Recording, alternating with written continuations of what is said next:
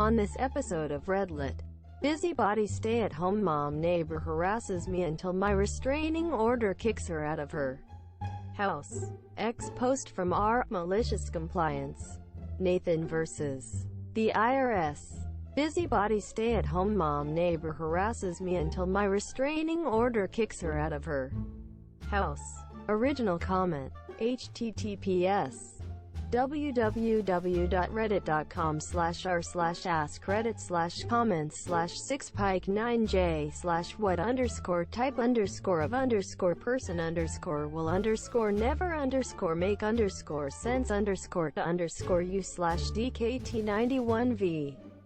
5. Context equals 10,000. I lived across the street from a very bored stay-at-home mom whose excess idle time turned her into an insufferable busybody. Her husband backed out of the driveway and slammed into my roommate's car parked on the curb. He apologized, gave us his insurance info, and took care of it. He was never a problem, because he accepted responsibility for what he did. His wife, however, demanded that we never ever park any cars at the curb again, because we can't get out of our driveway otherwise. The street was very wide. She was just completely unable to accept that the accident was her husband's fault, and figured we were somehow responsible for it. Ergo, we were responsible for preventing it in the future.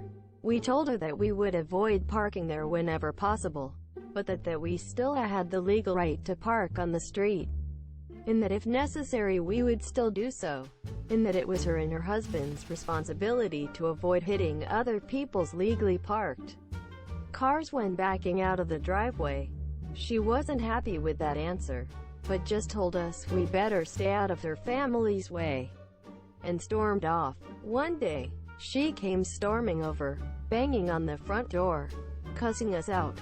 We got her on our security camera saying, "If you don't move that fucking car in the next 10 minutes, I am going to fucking total it with my truck. It'll be your fault, and you'll have to pay for the damage to my fucking vehicle." To this, I simply responded, "I don't know whose car that is, but I didn't park it there. I have you on camera, so if you do anything to that car, I'll have to call the police and hand over this tape."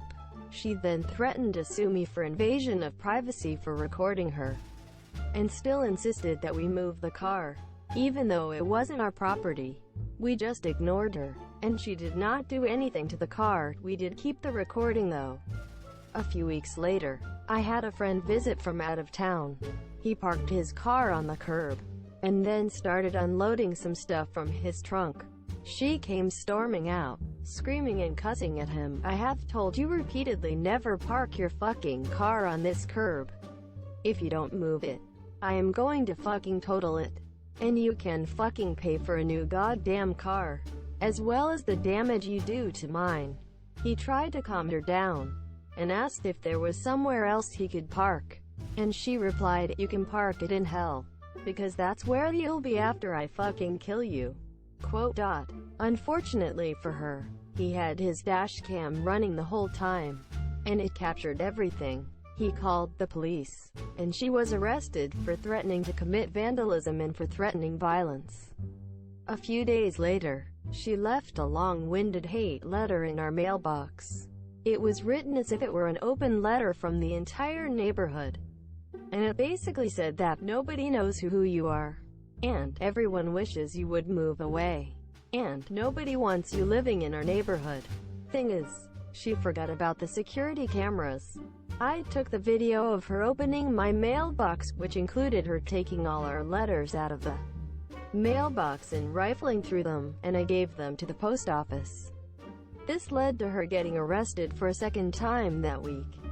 After that, we used her 2 arrests, our collection of security and dashcam footage, and her letter to get a restraining order against her that actually prohibited her from entering her own home. And then we called the police every time we saw her because she was in violation of the order.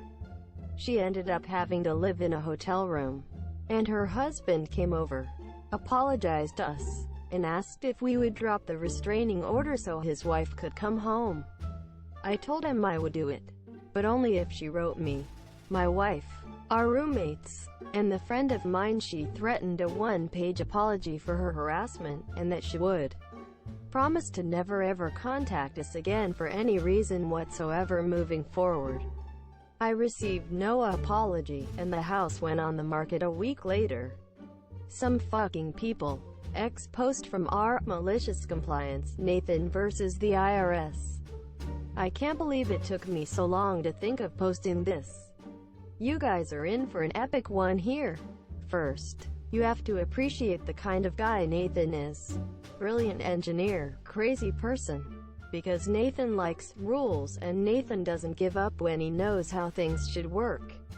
I like to get him to tell the story whenever we're together because he doesn't even see why it's funny. It's just how he deals with all problems. Nathan was like if you saw Sisyphus and you thought, maybe I should try to stop him this year, but then one day, the boulder was on top of the hill. And you go and ask Sisyphus how he did it, and he replied, it was simple. I just kept pushing it forever and ever. And eventually, the mountain gave up. A real grade 19 bureaucrat. He just works systems through problems no matter how daunting they should seem this year. Asterisk, asterisk, asterisk. Until one day, when Nathan's unstoppable force met an immovable object. I came into work and saw checks and envelopes spread all over his desk. And Nathan filling them out with the kind of grin Steve Buscemi might have crossing names off a list with a tube of lipstick. I ask him about it and he calmly starts explaining that he's having trouble with the IRS. I probe a little deeper since that in no way explains more than one check or envelope, and he starts telling me about how last year during tax season he was in China for work, so he started filling his taxes out early while at his parents' house. He owed a little but left before he could mail it in. But he remembered while in China and broke through the firewall in order to paid it online. But then his parents, thinking he forget, wrote a check for him and mailed his taxes in too. So now his taxes would be paid twice. So they said, don't worry about it. We'll cancel the check. Well, it turns out that NYS IRS has a canceled check fee of something like $40. And they sent Nathan a bill and penalty for the $40. That was it. That was the whole story. A $40 fee. Nathan, why do you have 20 checks on your desk? Oh, well, after I explained to them what was wrong with the fee, they didn't get it. So Nathan spent the next 4 weeks escalating the issue to the point that he got a case officer, a real live human agent, on the phone with the case number. Nathan started by asking for the agent to spell his name, and politely to demonstrate that he was where he said he was by asking how the weather was and how the drive-in had been that day. He then asked for his agent's manager, got their name, and exchanged some pleasantries. He explained that his parents wrote the check but that he was the one being charged the fee. The agent explained that this was the policy of the IRS. All canceled checks will result in a $40 fee. The agent and Nathan went in rigorously compliant circles for hours exploring the rules. Nathan then calmly confirmed that 1. It is the policy of the IRS to allow just anyone to write a check on behalf of anyone else. Asterisk, yes, sir, that is fine. You just need to indicate the name and zip code of the account. Asterisk. 2. It is the policy of the IRS to charge a $40 cancellation fee to the person whose account is indicated on the check. Asterisk. Yes, sir. That is the policy in NYS. Asterisk. This means that, and I swear to God he actually asked the agent this hypothetical on the phone.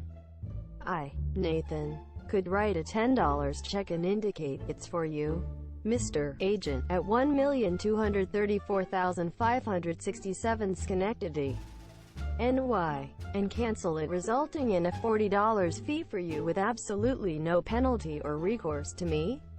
The equally compliant and rule-minded agent replied, yes, sir, I guess you could. So, that's what Nathan did.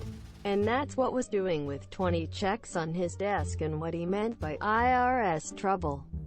He was following through. sending checks to the IRS address to pay the taxes of the agent and the agent's manager, so Nathan could cancel them, causing the agent and his manager to owe the IRS a fee for each canceled check.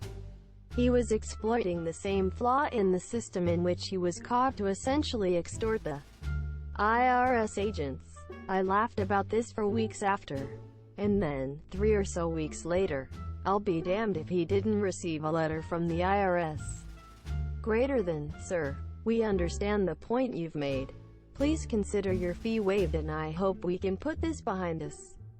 TLDR. My coworker got the IRS to reverse a fee because he found a way to use a loophole to force the IRS agent to have to pay the fee too. ****